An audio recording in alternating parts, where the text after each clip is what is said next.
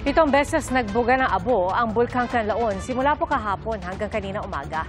Ayon sa FIVOX, umabot sa 400 metro ang taas ng ibinuga nitong plumes bago mapadpad sa Hilagang Kanluran at Timog Kanluran papuntang Kanluran.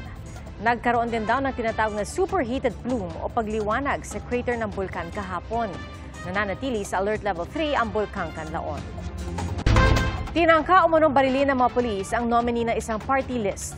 Pero giit ng pulisya, naunang namaril ang nominee nang aarestuhin sana siya. Saksi si Maki Pulido. Bandang alas 11 ng umaga kahapon nang lapitan umano ng dalawang lalaki sila June de la Cruz, nominee ng Magsasaka Party List at dating miyembro ng Alex Bongcayaw Brigade. Paalis na sana siya noon sa isang talyer sa Cainta, Rizal, pero sinubukan pang kausapin tungkol sa pag-aahente ng lupa.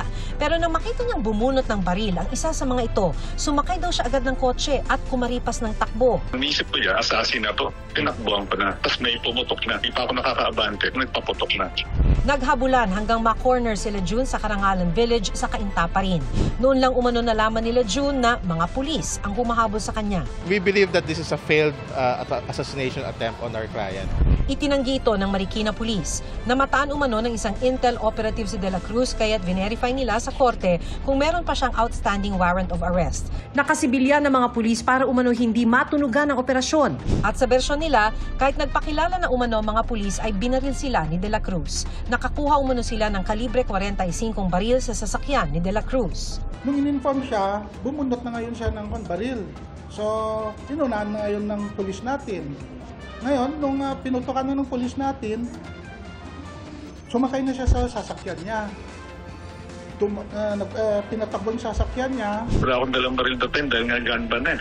Inaresto si De La Cruz batay sa mga warrant of arrest na inisyu ng Las Piñas RTC noong 2018 at 2020. Sabi ng kanyang abogado, ang 2018 warrant ay kaugnay sa pagpatay sa kapatid ni Dante Jimenez ng VACC noon pang 1992, bagamat mali umano ang spelling ng pangalan. Sabi pa ng abogado ni De La Cruz, merong immunity from suit o hindi na pwedeng kasuhan si De La Cruz dahil sa nilagdaang peace agreement noong 2000 sa pagitan ng gobyerno at ng ABB. Binuo ng Metro Manila Rizal Party ang Alex Bongcayaw Brigade bilang isang urban guerrilla unit noong dekada 70. Kung meron naman siguro ang peace agreement yan, hindi naman siguro sasabihin ng court sa amin na yung warrant niya na existing valid pa ba? Sa habulan, naipit ang isa sa mga pulis na sakay ng motorsiklo at ginagamot ngayon sa ospital. Dahil dito, kakasuhan si De La Cruz ng frustrated homicide, pati na illegal possession of firearm, violation of the Omnibus Election Code at multiple malicious mischief. Para sa GMA Integrated News, Maki Pulido ang inyong saksi.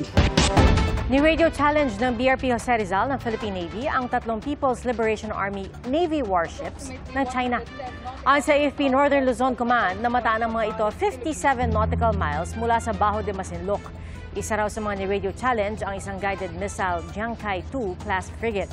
Ang CCG vessels 3104 at 3301 namataan sa layong 70 hanggang 75 nautical miles mula La Union.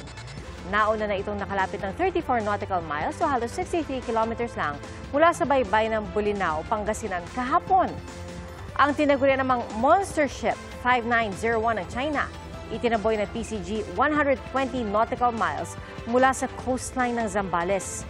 Ayon sa PCG, patuloy ang radio challenge at kung maaari ay itataboy nila ang mga barko ng China mula sa EEZ ng ating bansa. 4 ang patay sa magkahiwalay na aksidente sa Iloilo, ang isa pasahero ng jeep na tumilapon matapos itong mahagip ng bus. Saksi si James Agustin. Dire-diretso hanggang sa lumampas sa lane at sumalpok sa truck ang isang motorsiklo sa Haro, Iloilo City. Patay ang mag-asawa na magkaangkas sa motorsiklo. Nakaligtas naman ang kanilang apong 5 taong gulang na nasa gitna ng mag-asawa nung mangyari ang salpukan. Ayon sa ina ng babaeng nasawi, galing ang mag-asawa sa isang pagtitipon sa beach resort sa Leganes. Sa piyak ang kinabuhi, kung mangyapon sila, pinalanggaday, mangyapon sila nga dua. Inilagay sa kustudiya ng mga pulis ang driver ng truck, pero pinakawalan din matapos magdesisyon ng kabilang panig na makipag-areglo. Hindi kita maka-aristo sang driver, kiti ara saya sa iya right of way sang natabong aksidente. Sa Santa Barbara, Iloilo, taxi naman ang bumangga sa isang bus.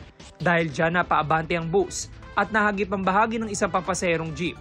Tumila po ng lalaking pasahero na nakasabit sa jeep na nagtamo ng malubang sugat sa ulo na kanyang ikinasawi.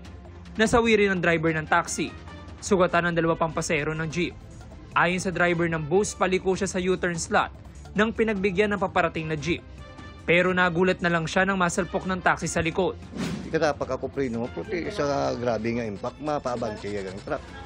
Tamo ito nga na kanya ko sa ulo. Kita ko nga, dalag naman. Diretso tayo. Pagdadala nga na nagabante truck na. Nasaksodiyan ng mga pulis ang 2 driver.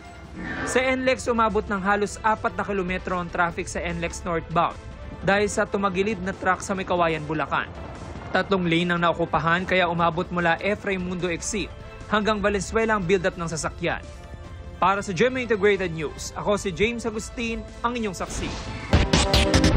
Taas presyo sa gasolina at bawas presyo naman sa diesel at kerosene ang ipatutupad ng mga kumpanya ng langis bukas. Piso at 15 sentimo ang bawas presyo sa kada litro ng diesel at 70 sentimong bawas presyo naman ang ipatutupad sa kada litro ng kerosene. At sa gasolina, may taas presyo na 70 sentimo kada litro.